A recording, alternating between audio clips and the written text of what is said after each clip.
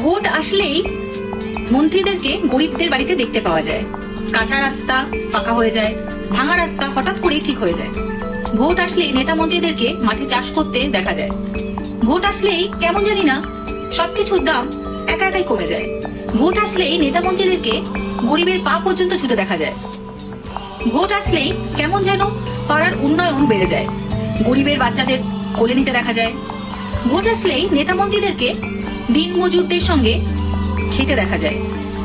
Vote আসলেই রাস্তার মোড়ে নষ্ট হয়ে পড়ে থাকা ল্যাম্পপোস্টটা হঠাৎ কেন জানি না জ্বলে ওঠে।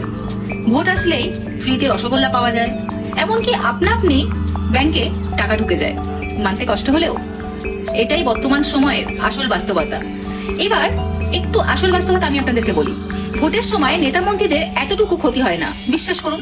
যদি কারো ক্ষতি হয়ে থাকে তাহলে সেটা হলো সাধারণ মানুষের। কখনো কি শুনেছেন কোন রাজনীতিবিদের সন্তান মিছিল করতে গিয়ে মারা গিয়েছে?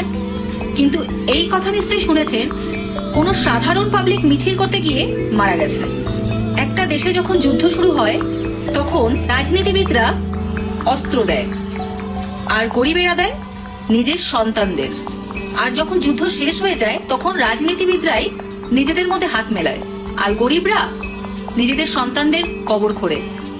তাই এই চক্রান্তে কখনো নিজেদের মধ্যে ঝগড়া করবেন না, কখনো বিবাদ করবেন না, কখনো নিজের ক্ষতি বা অন্যের ক্ষতি করবেন না। কারণ দিন শেষে তারা কিন্তু তারাই আছে, যার ক্ষতি হবে সেটা হলো আপনার।